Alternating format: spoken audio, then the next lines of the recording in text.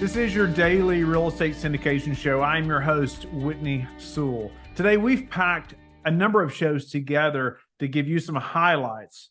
I know you're going to enjoy the show. Thank you for being with us today. I hope you have been inspired by the shows that Chelsea and I did last week. We're going to continue that conversation today and go much more in depth about our mission and how that has helped grow our syndication business. Chelsea, I think for you, how did you continue to have faith, that this would happen, that we would be successful in commercial real estate, we would be able to grow and eventually, me not be working so many hours, have the time freedom like we do now, at least, many more options than we had at that time. It wasn't an option for time freedom at that time. It was not an option, but how did you have the faith to continue through all of that? Now that we've stressed that so much to the listener of the difficulties, why keep going? Yeah. So faith is the assurance of things hoped for, the conviction of things not seen. It's Hebrews 11:1, and that's been one of my favorite verses for a long time. And it's always a challenge for me. Faith is a real, not something I'm just, drum up myself. Faith is definitely a gift from God. And so I had faith that whatever the outcome was, that God would be with us. He would still be who he was, because he always had been for us. And so I had faith in him. And then I had faith in you and what you were doing. And I kept praying about that and asking God for that, and more that I could support you and that I could care for you and care for our family and do all the things he was calling me to do, because those aren't things that naturally come. Those are fruits of the Spirit. And so I knew I needed to ask God about that. So I really started praying during that time like I never had before. And I read a book, is it Paul Miller? And it's called The Praying Life. And that was instrumental for me. He talks about making prayer cards, and so I had a LifeBridge Capital card, and I had a Whitney card, and I had a family card, and I had a me card, and I would just, be praying for all these specific things. And so the faith to continue just was a gift from God, and it just continues to be a gift from him. But I could see what you were doing, and I could see that you had faith, and it was really contagious for me to feel the same way. And I think the unity that God gave us to be on the same page about that. So I wanted it too. It wasn't something that you just wanted. You didn't just want to be this, entrepreneur and have real estate success. And that wasn't just your dream. That was my dream too. And the dream wasn't specifically for that as much as it was to get our time back we knew what the other side was. Like, we'd been experiencing no time together for a long time, and we just had this ache in our souls for that. And so I wanted it too. I wanted you to be there. I wanted you to be able to take the boys outside in the morning and ride the horse together.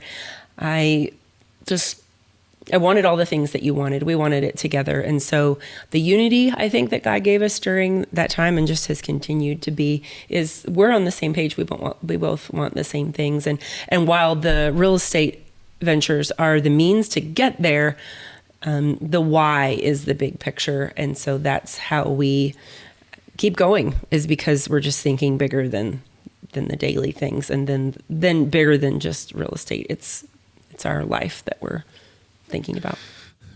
She's amazing. It was a great transition right there.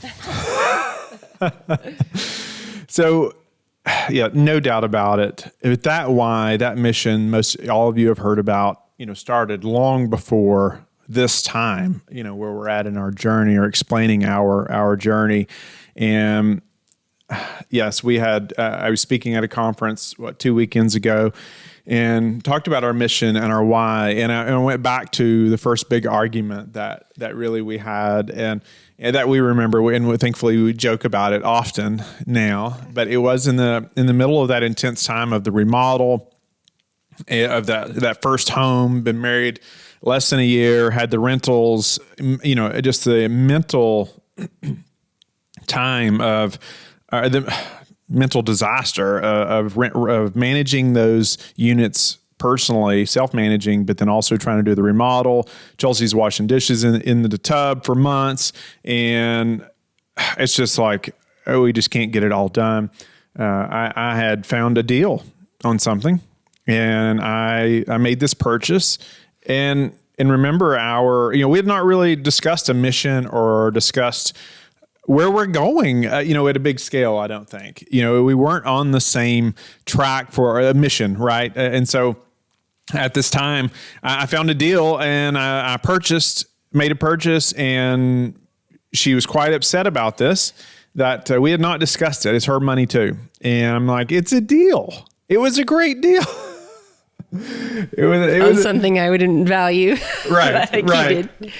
Right. Yeah. So a lot of lessons around that. But yes, that was one of our biggest fights, early in our marriage, and just lack of communication. And I mean, I threw a hammer. I went out in the yard and started throwing 2x4s. I was so mad.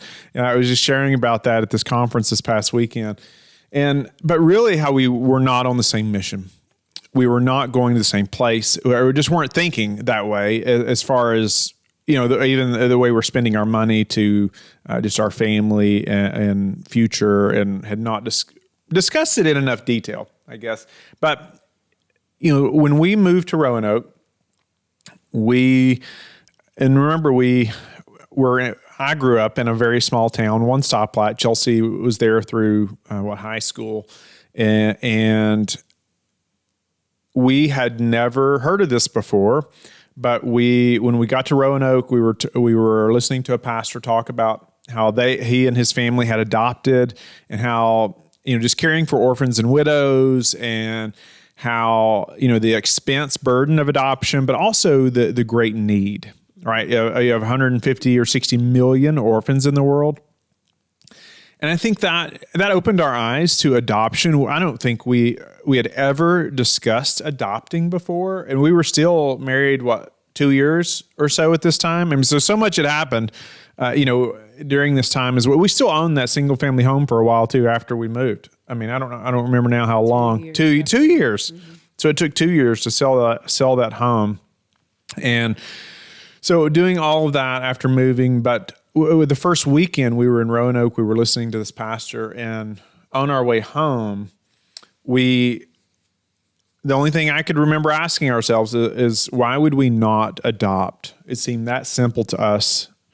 Again, just we were ignorant to the process, thank the Lord. But I mean, it seemed that simple. Is that what you remember, Chelsea? Yeah, it is. I think God gave us both just faith for it to jump in, and just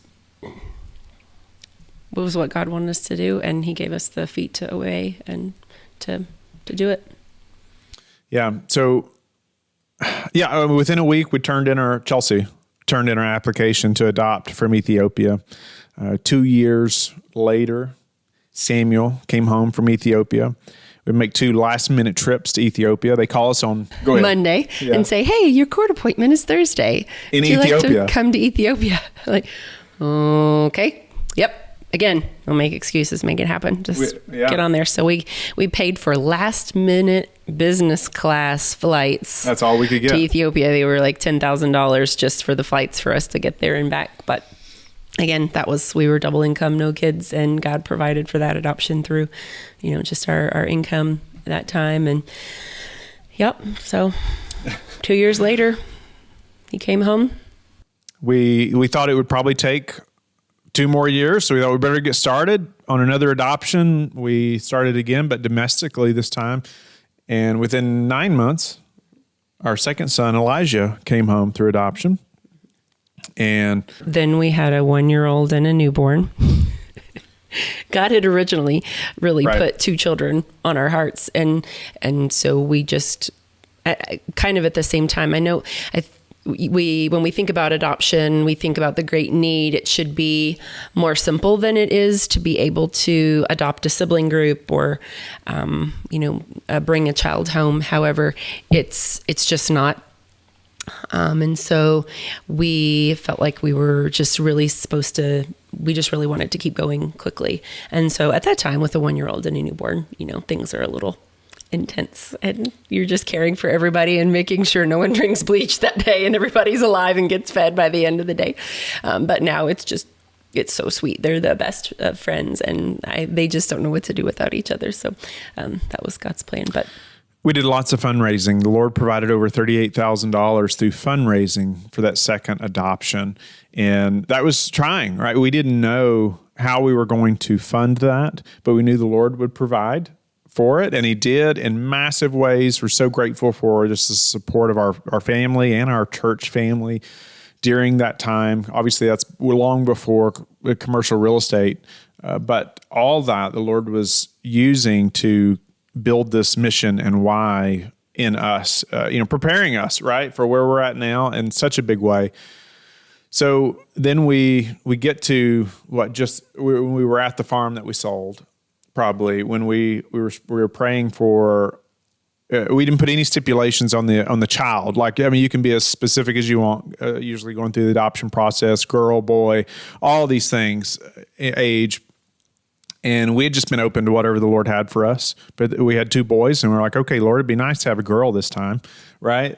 And so we were matched, though. Or actually, after some time of being told no, we weren't matched with a child, and finally with a girl. And so we said, okay, Lord, whatever child, whatever child you have for us, we're good.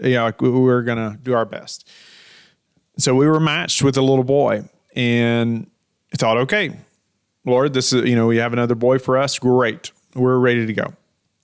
And then started, we explained that process earlier, but we were matched. And after many months of being matched, it was a failed placement, quite devastating, the time loss and the money loss. But it was a few days after that failed placement. So many things around that situation around all 3 situations. It's just amazing how all the details that had to work out to bring each of our children to our family. But failed placement, and then it's just many amazing details we won't share probably on the podcast, but the Lord had an amazing hand. But we were matched with a little girl. And we brought our daughter home, just as we had been praying. It's just amazing how the Lord did that. But all of that created a mission in Chelsea and I, the Lord used for good, and all those difficulties. And we've met so many families who won't pursue adoption because of that expense, right? It's so just limiting, right? When they see that price tag and, $50,000, $60,000 or so, they say, Whitney, that's more than I make in a year. How could we possibly pursue something like that? So Chelsea and I wanted to do something about that. And so before LifeBridge Capital ever started, we knew our mission. And we had no idea what it would be, become as it is today and what it's becoming. But it's been an incredible thing to have that pushing us through those hard times we shared about. And I would love for Chelsea to speak to this because I talk about it often. It's like Chelsea's not into real estate specifically. Like she's not a real estate entrepreneur, or she almost is at this point. But that wasn't her thing. It was like I could have been doing probably many things and she would have been just as supportive. But this mission, she was behind 110%. Would you elaborate at all, Chelsea? Yeah. So I think like you said, the why started way back. I think hearing about the statistic of how many orphans there were, and then hearing the statistic about how many there were in Ethiopia alone, I think that started in our hearts the thought of, it makes all the difference for the one child that has a family. And we want to be faithful in doing that. And we think it's such a beautiful thing. And we want to be a part of orphan care and just opening our home to children, caring for them, pointing them to Christ, praying for their salvation.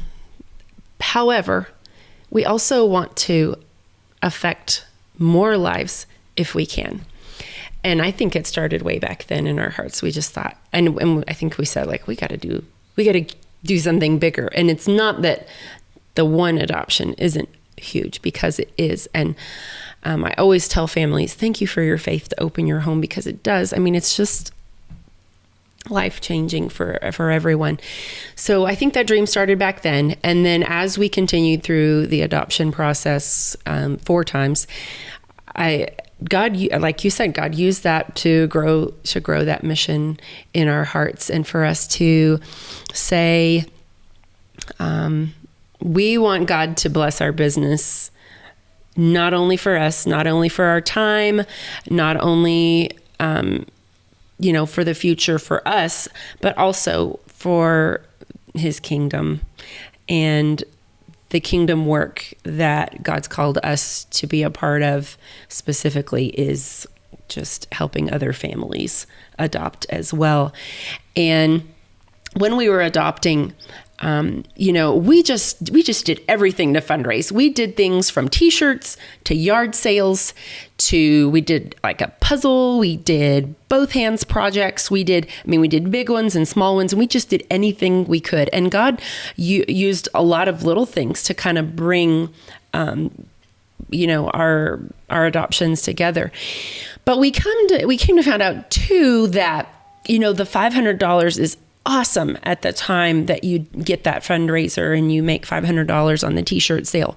But at the same time, when you're talking about $50,000, $60,000, it's so much work to do for just sometimes a drop in the hat. And so we really wanted to be able to just come alongside families and say, we're proud of you and we're thankful for your faith, and God's on your side, and he's using us to help you and to give this child a family. So, is it okay if I go ahead and share about the Please. Foundation? So that's why we started the Life Bridge Foundation.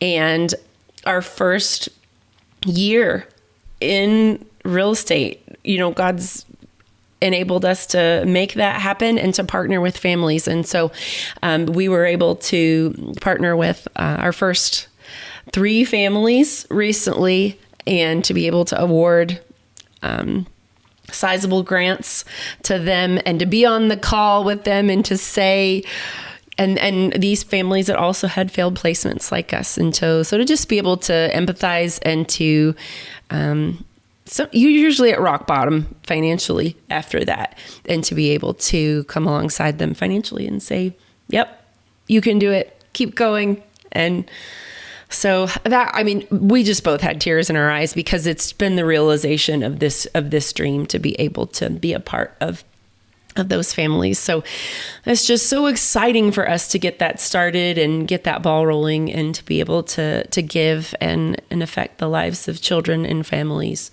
over the country and the world through adoption. So it's been really beautiful. If you're interested in multifamily real estate but don't know how or where to begin, our guide on how to start investing in multifamily real estate breaks down everything you need to know about identifying good investments plus real-world examples. Download your copy in the show notes or visit lifebridgecapital.com/start now to start your journey in multifamily real estate. I think we have been probably criticized more times than I know of too, of just the commitment of giving so much. But I just go back to, it's all the Lord's. And honestly, you can make enough money in this business to give a lot more than half away and still make more than what the majority of people make. It's extremely humbling to think about what the Lord has done in our business, and giving away half is not that much, folks, think about it. If you're in this business very long. And so it's been an extreme blessing to us, and to see the foundation begin. And now the doors the Lord has opened for the foundation to partner with families. But it's, I'll talk business just a little bit there, where it gives, you'll hear different shows, me talking about this probably more in the near future. But when you have a mission, when you have something bigger than yourself, bigger than money, it allows you to do things that you wouldn't have done otherwise, and allow Chelsea and I to be connected, through the business struggles in a different way. It allowed her to be behind the business in a different way. It allowed us to, like from that first big fuss that we had, that big fight, we weren't on the same mission. But now, we have endured so many bigger things than that, but we're on the same page, and we did it together. And it's been incredible, but because we have the same mission and we see where we're going, and it's something outside of monetary things, right? Or, finances. And so where your treasure is, there your heart will be also.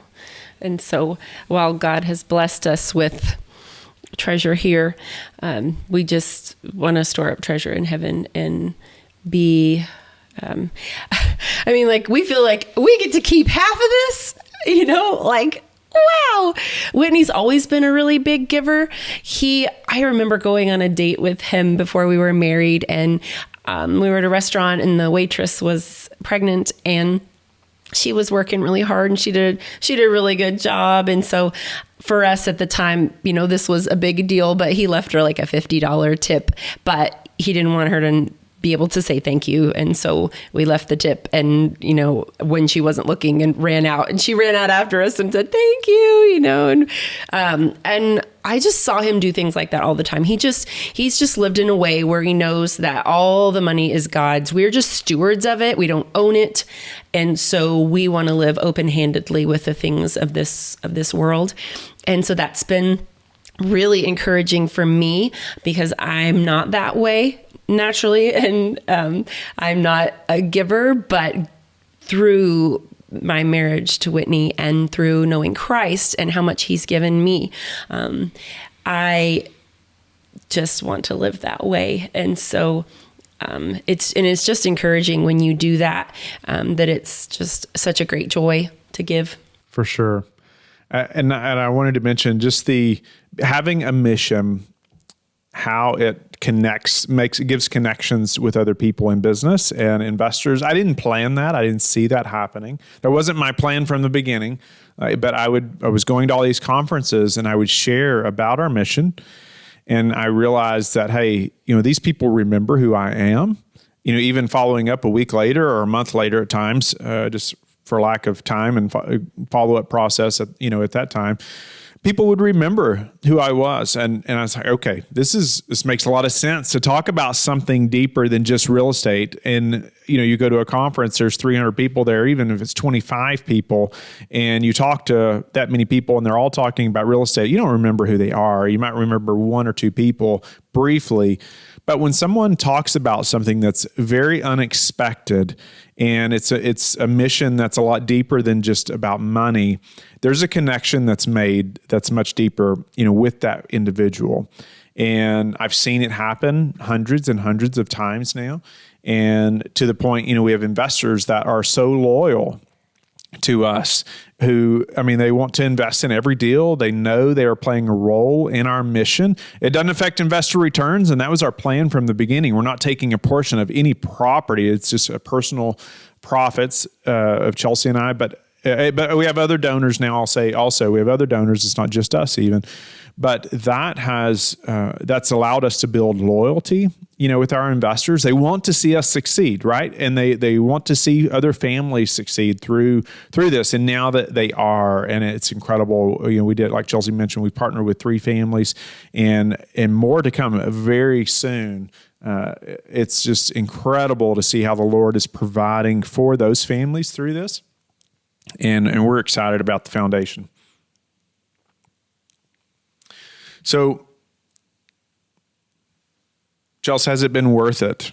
I get that question often on, if I'm being interviewed by other people, or other people, they just want to know, like, was it worth it doing a daily podcast and all the struggles that you all had to go through and spending all the time? And I mean, I think it's easy to say now, but even just what's your perspective, Chelsea, on, that question? Was it worth it? Just that level of commitment and intensity. Absolutely. Hands down. Yes. It was worth it for sure. And again, it goes back to the why too, because our efforts and God's faithfulness is it's not just about us, it's about his kingdom work as well. And so all of that is blessing others in their lives and their homes, and those children that get a family and love and to know about Christ. So absolutely, it was worth it.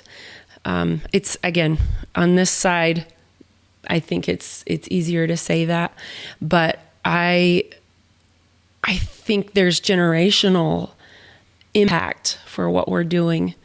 I think it's affecting our marriage, so it's affecting our children, so it's affecting our church, so it's affecting their friends, so it's affecting their, hopefully, we pray salvation for our children. That's our number one desire for them, that they would know and serve the Lord all their days. And so we pray that for them in our minds and over them. And we pray, for godly spouses for them and for their children. And so, it's, and because through all of this, God's given us time with them and for our family, that we can disciple them. We can share Christ with them. We can do Deuteronomy 6. We can talk about the Lord, when you sit and when you lie down and you walk by the way and all those things. It's just, we can't put a finger or a number or a value on it ever, I think. I think it's just such a long-term blessing, because it's given us just time with our children, time in our family, time to do things that we couldn't do otherwise. No doubt it's been worth it. And I know the listeners probably think, well, it's easy to say now, right? After we're on the other side. But somebody asked me one time, well, what if you had died during the process? And I thought it was a horrible question.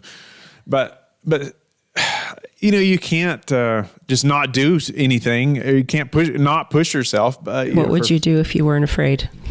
Amazing book. I've talked about it a lot recently on the show. Who Moved My Cheese? There's a children's version that I would highly suggest. We've been reading it to our boys since they were 4 and 6. Probably. And I read the children's version, and I like it too. It's encouraging. Over and over and over, we read that, and it's like, man, it is really good. But that's one of the quotes in there. What would you do if you were not afraid?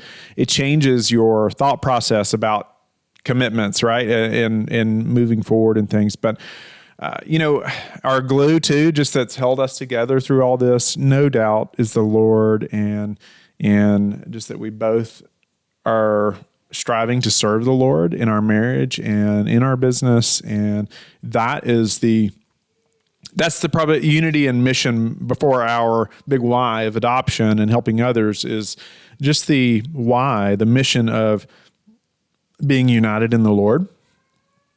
And that's been crucial, to say the least. It's been crucial. Anything you want to add about that before we move on? Yeah. And so you talk about too, like, you are who you hang around, and who you surround yourself with is important.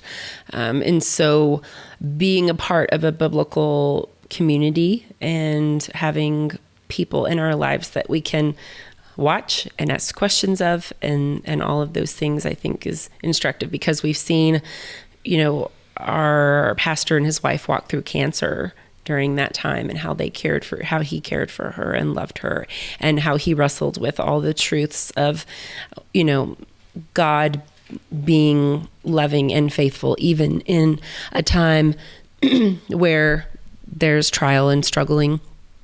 And I think that has made all the difference. We read our Bible and we pray that God would teach us, and we read it, and we cling to the truths of Scripture and know that that is truth.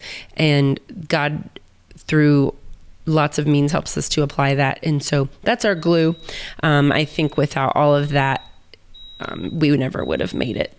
I think grace. Okay, grace. We have to talk about grace because Whitney is a gracious guy, and he is really gracious to me because he has received the grace of God, and he imparts grace to me a lot. And we're being married 13 years in August, and I'm like, I don't know how you put up with me for 13 years, but he's so gracious. Even this week, like I was just, being ornery, and he was just so gracious and kind. And I think grace for each other, overlooking offenses. There are things that we need to talk about and work through, but grace, just covering over sin with love and thinking about the grace we've received and that we don't deserve God's love and imparting that to each other. Grace, for sure, goes a long way. No doubt about it. She's being very kind there as far as about me. She has shown so much more grace towards me. As you've heard through all this craziness I've drug her through. She has been amazing to show grace. Thank you for being with us again today. I hope that you have learned a lot from the show. Don't forget to like and subscribe. I hope you're telling your friends about the Real Estate Syndication Show and how they can also build wealth in real estate. You can also go to lifebridgecapital.com and start investing today.